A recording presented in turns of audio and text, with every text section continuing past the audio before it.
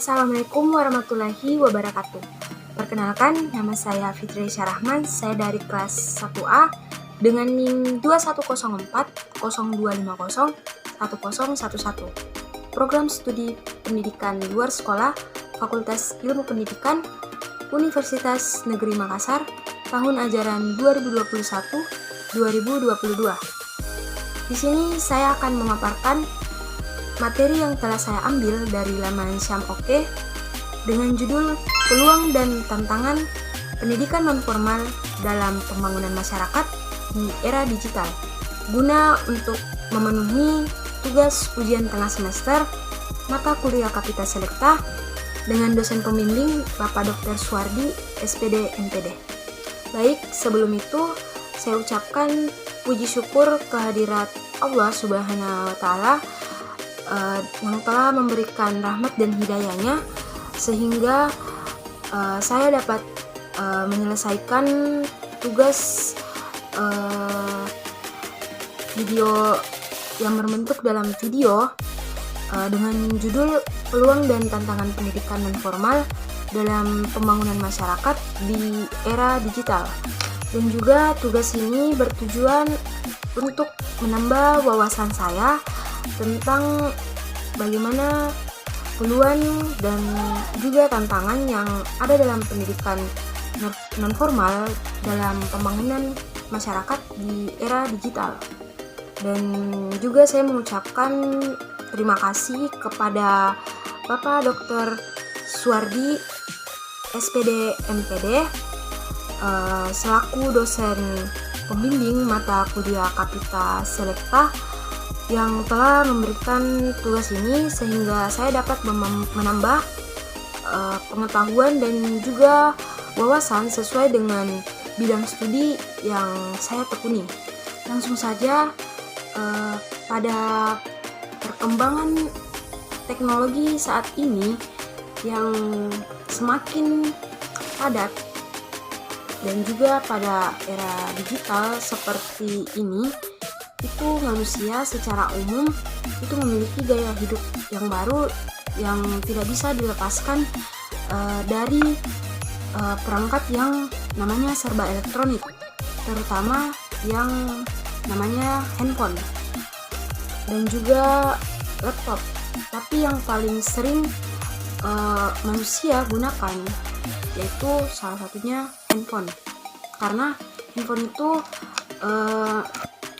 salah satunya yang menjadi alat komunikasi kita untuk bisa mengetahui teman kita yang satu dengan yang lainnya. Nah, di sini peran penting teknologi ini yang membawa peradaban manusia yang memasuki yang namanya era digital. Dengan lahirnya kemunculan era digital, jaringan internet itu khususnya teknologi informasi komputer, media baru digital yang memiliki karakteristik yang dapat dimanipulasi yang bersifat jaringan atau internet. Media massa beralih ke media baru atau internet karena ada pergeseran budaya dalam sebuah penyampaian informasi. Kemampuan media era digital ini yang akan lebih memudahkan masyarakat itu dalam menerima informasi yang lebih cepat. Dengan media internet ini juga membuat media massa berbondong-bondong untuk pindah haluan yang tadinya pada zaman dulu misalnya orang masih menggunakan surat menyurat, sekarang sudah berpindah haluan dengan yang namanya sudah ada handphone untuk mempermudah komunikasi kita dengan teman kita yang.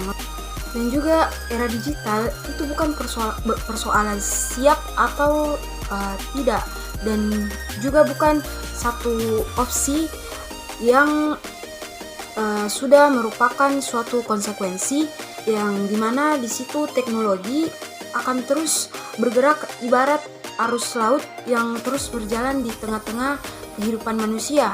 Maka tidak ada pilihan lain selain menguasai dan juga mengendalikan teknologi dengan baik dan benar agar memberi manfaat yang sebesar-besarnya. Dan juga kita di sini di Indonesia sebagai negara yang berkembang, itu teknologi digital mampu mendorong berbagai kemajuan Indonesia. Ada dari segi infrastruktur dan hukum juga yang mengatur kegiatan di dalam internet. Jadi kita hidup di negara berkembang ini itu sudah ada segi infrastrukturnya dan juga segi hukumnya yang bisa mengatur kalau misalnya kita melakukan apapun itu ataupun melanggar, itu pasti akan ada yang namanya infrastruktur dan juga hukum. Dan juga Indonesia ini sudah siap di era digital. Nah, kesiapannya Indonesia itu salah satunya itu dalam koneksi internet yang saat ini tuh sudah mulai membaik. Contohnya dulu kita waktu masih pada tahun-tahun sebelumnya itu kan belum ada, masih ada namanya yang jaringan 2G, 3G. Nah, sekarang kita ini sudah hidup di era yang digital yang lebih berkembang lagi ke depannya. Itu sudah ada yang namanya jaringan 4G, dan bahkan juga sekarang sudah memasuki ada yang namanya jaringan 5G. Nah, jaringan 5G itu juga sekarang belum bisa terlalu terupdate di handphone tertentu, baru bisa terupdate jaringan 5G-nya. Tapi jaringan 5G di Indonesia itu sudah masuk dengan informasi dan transaksi elektronik. Masyarakat Indonesia secara umum antusiasnya itu mengadopsi hidup mendigital, terutama dipicu oleh yang namanya internet dan penggunaan ponsel pintar yang terus meningkat setiap tahunnya. Dan kemudian juga semakin canggih teknologi digital pada masa kini itu sangat membuat perubahan yang sangat besar terhadap dunia. Lahirnya berbagai macam teknologi digital yang semakin maju yang telah banyak bermunculan di kalangan pada saat ini.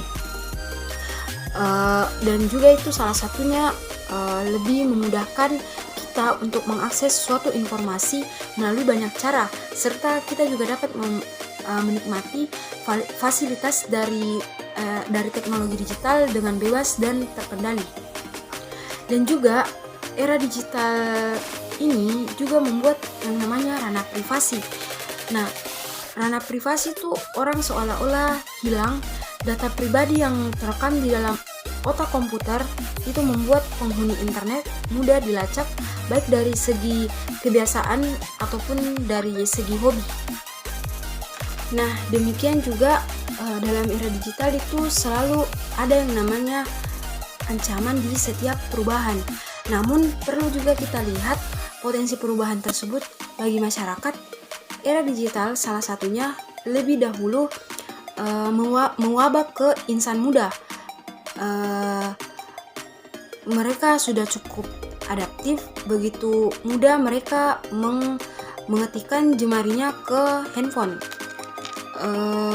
ataupun tombol laptop. Adanya juga ojek dan taksi online membuktikan bahwa tiap perubahan selalu berisiko. Satunya sopir angkot dan ojek pangkalan yang tergusur secara terus-menerus dengan ekstensinya layanan online. Perubahan tersebut itu juga berperan vital dalam pembangunan masyarakat, dan tentu saja peran pemerintah perlu memetakan permasalahan pembangunan akibat dari perubahan tersebut.